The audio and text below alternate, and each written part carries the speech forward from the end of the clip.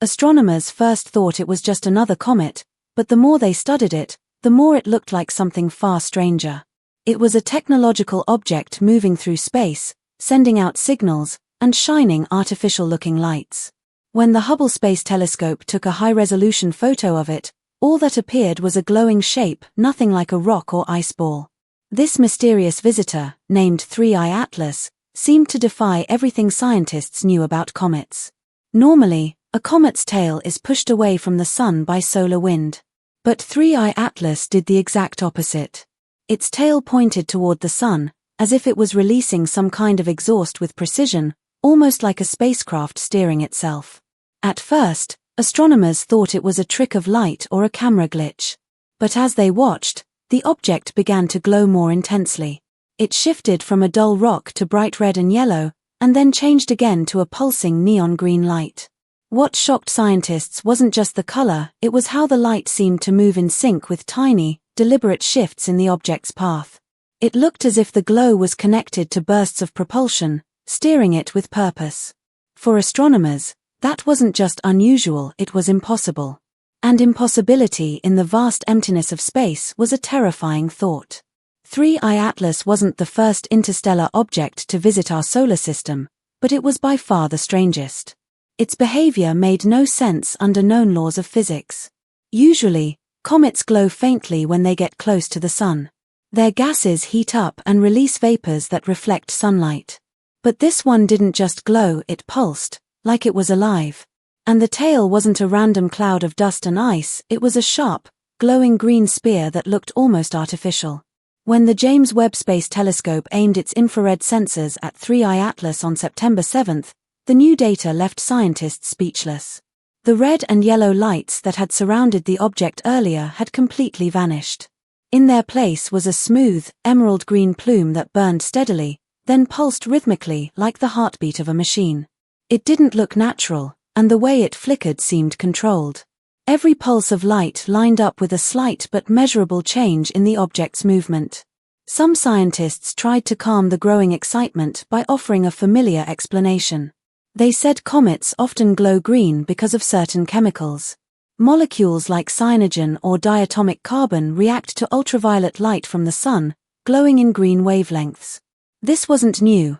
Other comets such as Lovejoy and 46P Wirtanen had displayed bright green colors before.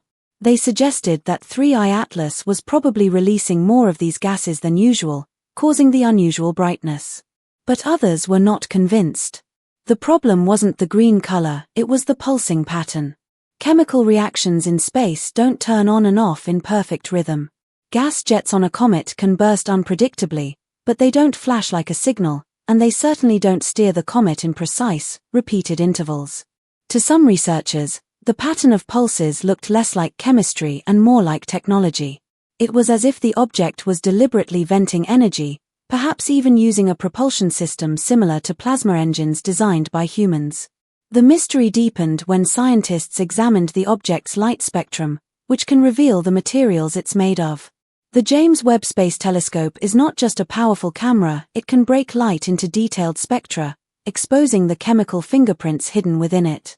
When astronomers analyzed the data from 3I Atlas, they expected to find the usual signs of a comet: water vapor, ice, and dust.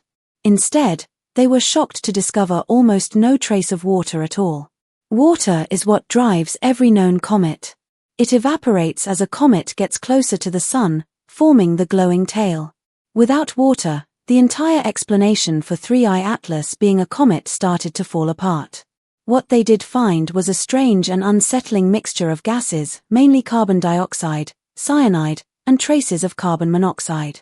Even stranger, there were clouds of nickel dust that scattered light in ways completely different from natural ice particles. This combination of materials didn't match any known cometary models. It looked engineered. Carbon dioxide can be used as a heavy mass propellant, cyanide can conduct charge efficiently, and nickel particles are perfect for stabilizing high-temperature plasma reactions. These were exactly the kinds of materials an engineer would use to build a plasma propulsion system. The resemblance was too close to ignore. On Earth, scientists have experimented with plasma drives, systems that strip electrons from gases, creating plasma that's pushed backward with magnetic or electric fields to produce thrust. Different gases can make the engine more powerful or more stable. The green glow emitted by 3I Atlas matched almost perfectly the light produced in laboratory plasma tests under high voltage. This connection divided the scientific community. Some argued that 3I Atlas might just be a naturally formed object from another star system, carrying unusual types of ice and gas that we hadn't seen before. Maybe its chemistry was just alien, not artificial. But others pointed out that the mixture of gases was not just strange, it was optimized, as if selected for efficiency. It wasn't just a random combination of elements. It was the exact blend one would choose for a propulsion system designed for long, controlled travel through space.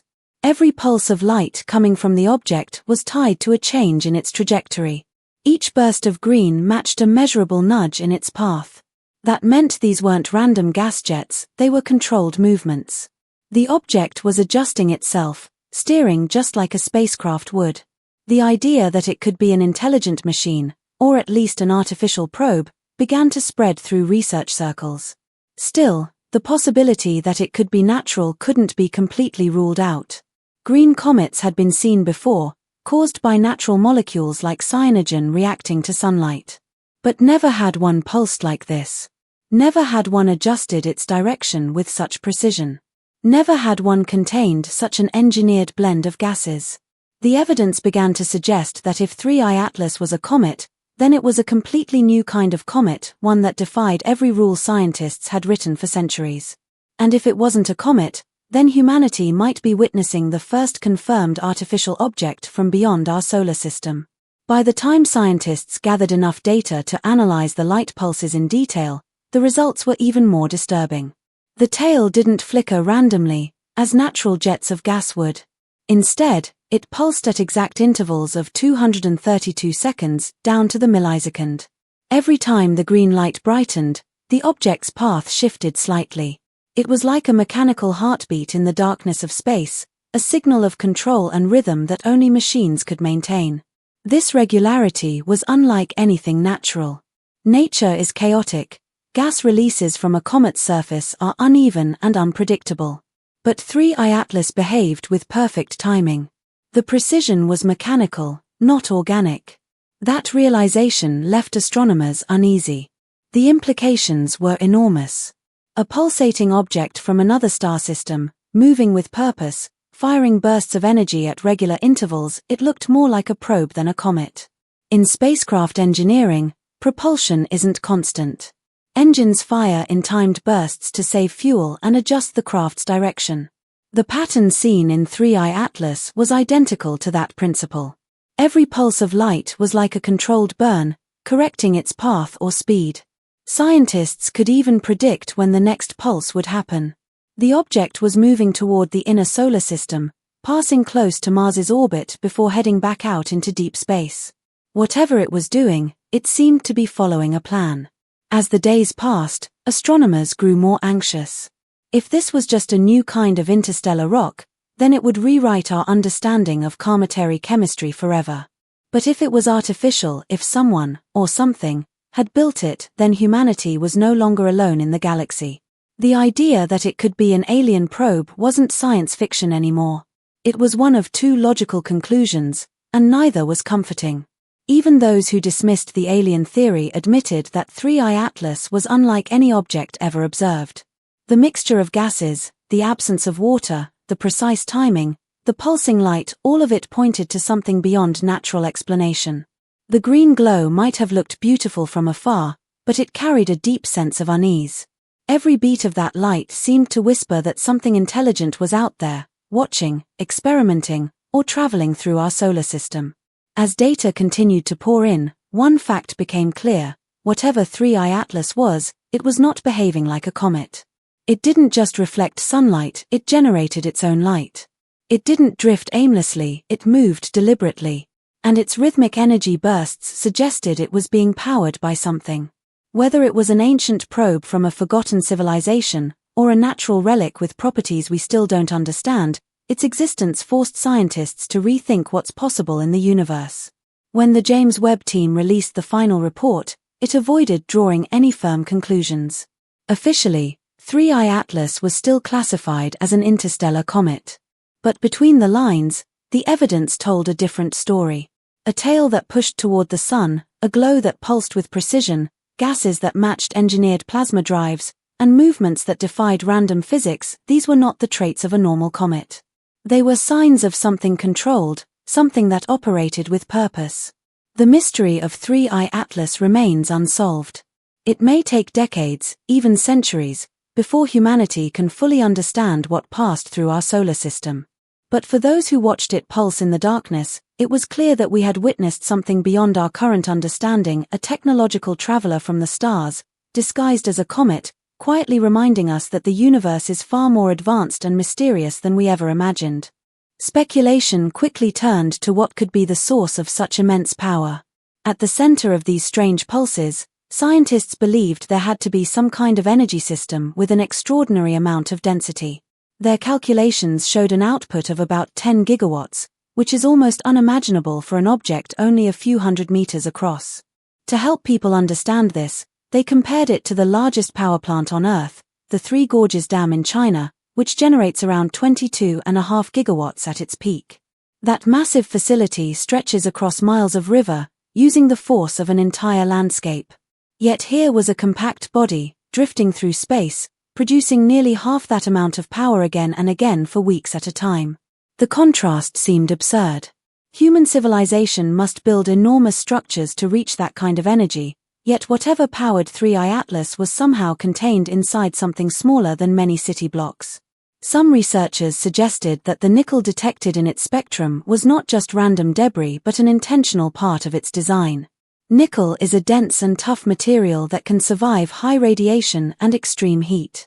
If the core of 3I Atlas was wrapped in a nickel shell, that shell could act as both an engine block and a radiation shield, containing reactions hotter than the surface of a star while protecting whatever advanced systems were hidden inside. This idea was speculative, but it fit the data much better than any comet model could. Not everyone agreed. Some dissenting voices tried to soften these conclusions. They argued that maybe exotic chemistry could mimic the strange rhythm. Perhaps unusual outgassing had fooled observers into thinking the object was maneuvering. But these explanations began to fall apart when orbital data revealed consistent deceleration that was perfectly timed with the pulses. 3I Atlas was not just coasting through the solar system. It was actively changing its speed.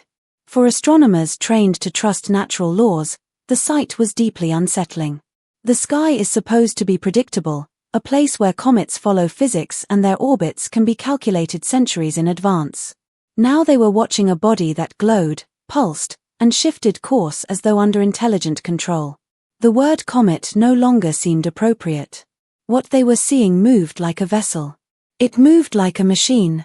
For centuries, comets have been trusted as predictable messengers of gravity and ice. Their orbits follow strict curves set by the pull of the sun and the laws Isaac Newton first described. Nothing about them has ever suggested intent. They sweep in from the dark, flare as they near the sun, and then are thrown back into space on a path that can be charted with simple equations. That is the order astronomers expect. This was exactly why the motion of 3I Atlas became such a shock. In the first weeks after its discovery, orbital data showed that the object was traveling at more than 88,000 kilometers per hour. By itself, that was unremarkable. Interstellar visitors like Oumuamua and Borisov had moved at similar speeds as they cut through the solar system on open, hyperbolic trajectories. But what happened next could not be explained by those models. Its trajectory was very well aligned with the planets, and it would come very close to Mars. Within just 2 weeks, the velocity of 3I Atlas had fallen by roughly 1,000 kilometers per hour. For an ordinary comet, that is impossible. Nothing in space slows objects down unless they collide or deliberately brake. Yet 3I Atlas was decelerating smoothly without any visible cause other than the green pulses flashing behind it. Even stranger was the shape of its orbit. Rather than rushing past Earth in a simple flyby, the path seemed to bend in ways that kept it carefully away from our planet's line of sight.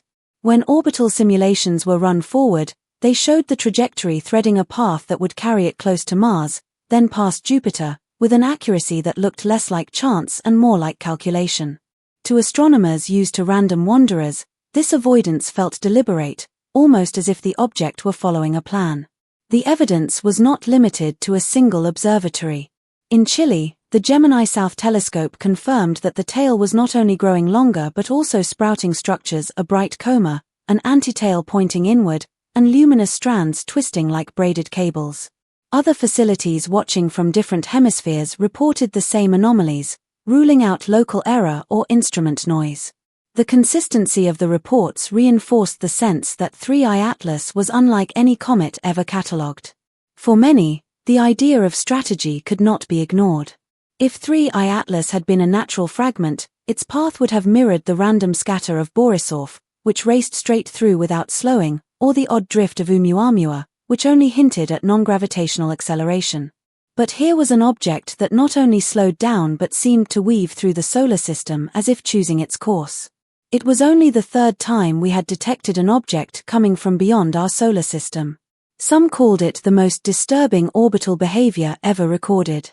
Skeptics pushed back, pointing out that gravitational interactions with planets can sometimes produce strange bends in a trajectory. But those effects add speed rather than subtract it, and they cannot explain repeated deceleration paired with timed pulses of light. The odds of coincidence stacked higher and higher until even cautious scientists began to use words like mission-like when describing the object's path. The fear was not only what it was doing but what it might do next. If 3I Atlas could alter its speed, then it was not bound to the passive arcs of gravity. It could, in theory, choose an orbit, slow itself further, and linger. The thought of an interstellar visitor not just passing by but instead taking up a place between the orbits of Earth and Mars unsettled astronomers more deeply than any glow or pulse of light. The hydrogen line signal was not the only thing coming from 3I Atlas. While telescopes studied the strange green glow, radio dishes on Earth began listening, sweeping across frequencies to catch any signal that might ride along with the plume. At first, the scans returned the usual hiss of cosmic noise, the background radiation of the universe, and the scattered chatter of natural emissions from the sun. But then, in sync with the pulses of light, something new appeared: a tone, a hum, a signal at precisely 1420 MHz. This is known as the hydrogen line. It is the frequency emitted when neutral hydrogen atoms, the most abundant atoms in the universe, switch their electron spin state. It is universal, clean, and recognizable everywhere from the Milky Way to distant galaxies. For decades, the SETI program had chosen this frequency as the primary channel to search for extraterrestrial signals, calling it the watering hole of the cosmos. The logic was simple. If any intelligent civilization wanted to announce itself, it would use the hydrogen line because everyone with a radio telescope would be listening. And now, with 3I Atlas, something was transmitting on that exact line. Each time the green plume brightened, the hydrogen line signal surged as though the two were linked parts of a single system: brightness, thrust, and radio all pulsing together with the same rhythm of 232 seconds. Engineers familiar with transmitters noted that the pattern looked structured, not like random static but something produced by a cycling power source, perhaps even a form of communication. To others, it seemed like the byproduct of an enormous energy system, the natural spillover of a reactor or propulsion core powerful enough to bleed into the hydrogen spectrum. What made this terrifying was not only the existence of the signal but its nature. Ordinary comets do not hum at 1420 MHz. No cloud of cyanide or carbon dioxide produces structured radio bursts that rise and fall in perfect time with visible light. To hear such a tone from an object already glowing unnaturally and steering itself through the solar system raised a possibility too stark to ignore. Either 3I Atlas was carrying a transmitter or its propulsion system itself doubled as one. In both cases it meant technology. The SETI community, which had spent decades scanning the skies with no confirmed detection, suddenly found itself staring at the very signal it had always predicted. Weak but steady, repeating but not chaotic, the hydrogen line was no longer an abstract dream. It was being broadcast, however unintentionally, from an interstellar body within our solar system. Scientists debated the implications furiously. If it was deliberate, then 3I Atlas might be announcing itself, pinging every world within range of its exhaust.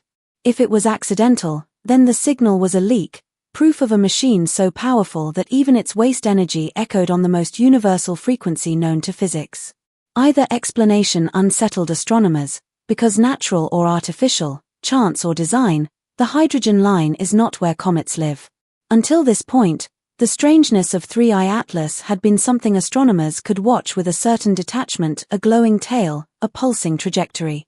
NASA scientists first spotting 3I Atlas in July saw just a tiny speck of light sailing through a sea of stars. Even a radio hum at the hydrogen line seemed like a phenomenon unfolding millions of kilometers away, a distant curiosity to be studied with telescopes and debated in journals.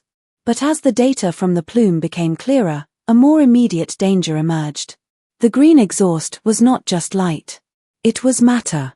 And what that matter could do to Earth's fragile space infrastructure was terrifying. When Webb split the tail into its spectral parts, it revealed a storm of particles, cyanide ions, carbon gases, and clouds of nickel dust. On their own, these might not seem unusual for an interstellar body, but at the densities measured and in the patterns observed, they represented something unprecedented. Unlike solar wind, which flows as diffuse protons and electrons, the plume of 3I Atlas carried heavy charged particles in concentrated bursts. Each pulse was not a soft glow drifting harmlessly into space. It was a shock wave of chemical and metallic debris accelerated by fields strong enough to alter the course of the entire object. For satellites orbiting Earth, this was no minor concern. Modern spacecraft are hardened against solar storms, bursts of radiation, and plasma from the sun, but they are not designed to survive direct streams of exotic exhaust. Solar panels built to convert light into power could be fried instantly by cyanide-rich plasma cutting through their circuits. Nickel particles moving at interplanetary speeds would behave like shrapnel, puncturing thin hulls and scattering electronic systems. Antennas designed to receive weak signals from the ground could short-circuit under the assault of charged clouds sweeping past. Earth has already suffered from smaller natural events. In March 1989, a solar storm injected enough charged particles into the planet's magnetic field to collapse the Quebec power grid, leaving millions in the dark. Satellites have been lost before to radiation storms, their circuits silently fried by invisible currents. And those were natural outbursts from our own star, diffused by distance and atmosphere. What 3I Atlas carried was more focused, more violent, and potentially directed. If its exhaust intersected Earth's orbital path, the effect on satellites, navigation systems, and communications could be catastrophic. NASA quietly drafted the first emergency protocols in history for dealing with an interstellar object as a direct threat. The concern was not impact, the body itself was still on a path that avoided Earth, but contamination of orbital space. If even a fraction of the green plume swept across the region where thousands of satellites circle, the results could resemble a technological blackout. GPS signals, weather forecasting, international communications, even basic internet connectivity could collapse in a matter of hours. The global economy, so reliant on satellites for timing and navigation, would feel the shock instantly. What unsettled experts most was how little could be done. Satellites cannot be recalled. They cannot be shielded at scale. If 3I Atlas carried a plume capable of sweeping through Earth's orbit, then humanity's eyes, ears, and digital arteries in space would be exposed with no defense. The green glow that astronomers first marveled at now looked less like a mystery of nature and more like a hazard spreading across the solar system. For the first time, the question was not just what 3I Atlas was, but what it could do to us. Astronomers could debate chemistry or engineering about whether 3I Atlas was a comet or a craft, but the reality was simple. Its behavior was unprecedented, and its exhaust posed a real danger to the satellites and systems that Earth depends on. Watching from the ground was no longer enough. For the first time in history, space agencies began drafting plans not for a distant probe decades in the making, but for a rapid mission designed to meet a threat head-on. The name chosen was Juno 1. The mission brief was bold to the point of recklessness. Juno 1 would not orbit, observe, or linger at a safe distance. It would dive straight into the green tail of 3I Atlas, a maneuver so hazardous that some engineers compared it to flying into the exhaust of a rocket engine running at full throttle. But there was no other way to know what humanity was facing. Designing such a craft on a crash schedule required compromises and innovations. The hull would be plated with a ceramic nickel alloy built to endure the storm of cyanide ions and metallic dust that ordinary spacecraft materials would never survive. Inside, every instrument would be hardened against radiation with redundant systems to preserve data. Even if the probe itself was destroyed, cameras would be sealed behind reinforced shields programmed to snap images of the plume and the core. Juno 1 was not expected to come back. It was expected to last just long enough to send its readings home. For the engineers building it, the challenge was unlike anything attempted before. Missions such as ESA's Rosetta had spent a decade carefully rendezvousing with a comet, mapping its surface in gentle arcs. NASA's DART mission had slammed into an asteroid to test planetary defense, but it had targeted inert rock, not a living stream of plasma. Juno 1 would be the first spacecraft ever sent to pierce the active exhaust of an interstellar object, a place where every pulse carried gigawatts of energy and temperatures hotter than a star's surface. The gamble was obvious, but so were the stakes. Without direct measurements, the world would remain blind. Was 3I Atlas venting strange chemistry, or was it firing an engine older and more advanced than anything humanity had built? Was the hydrogen line hum a deliberate transmission, or only the leak of a colossal power grid? The answers lay hidden in the green light, and Juno 1 was the only hope of finding them before the object passed too far from reach. As construction began, astronomers admitted what only months before they would never have said aloud. Humanity was preparing to approach for the first time what might be an alien drive system, still burning, still active, still writing its trail of green fire across the solar system. Whether Juno 1 survived or not, the attempt itself marked a turning point. We were no longer just watching. We were stepping forward. Even as engineers rushed to assemble Juno 1, the object itself continued to evolve, forcing astronomers to admit that they were watching something dynamic, something that was changing before their eyes. Night after night, amateur astronomers with modest telescopes began reporting strange flashes in the green plume, faint but rhythmic, like Morse code written across the sky. At first, these were dismissed as camera artifacts or the limits of small optics, but larger observatories soon confirmed them. The flashes were real, threading through the plume in braided strands that twisted and untwisted as though magnetic fields were shaping them. What disturbed researchers most was the consistency of the central glow. No matter how long exposures ran, the bright point at the core stayed sharp, refusing to smear into the soft halo expected from dust and gas. Instead, it burned as if the camouflage of the plume was thinning just enough to reveal the engine beneath. The thought unsettled those who had argued for natural explanations. Comets blur, but this object did not. It looked increasingly like a system built to conceal and reveal in phases. Theories circulated that the glow could soon turn blue-white, the color of ultra-hot plasma, the kind of discharge seen when engines throttle to maximum thrust. If that happened, it would not just brighten, it would maneuver decisively. Some models suggested it could slow even further, entering a bound orbit instead of escaping. The most unnerving projections placed that orbit between Earth and Mars, a place from which it would not vanish but remain. The possibility of a deliberate slowdown cut deep into the scientific community. Interstellar objects are supposed to be brief visitors. Oumuamua had swept by in months, Borisov in weeks, both gone before humanity could launch so much as a probe. But 3I Atlas was different. If it stayed, it would be the first machine from another star to take up residence in our neighborhood, a presence not passing through, but remaining, watching, perhaps even waiting. Every new observation led the tension higher. The hydrogen line hum persisted, rising and falling with each pulse of light. The orbital path bent in ways that looked less like drift and more like selection. And the plume itself seemed to grow denser as it drew closer to the sun, not dispersing but concentrating, as though feeding on the star's field to amplify its thrust.